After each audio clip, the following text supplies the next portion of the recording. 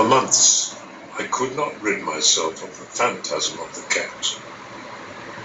I went so far as to regret the loss of the animal and to look for another.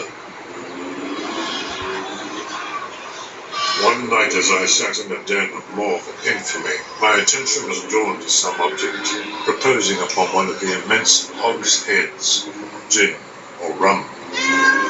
It was a black cat, gigantic cat.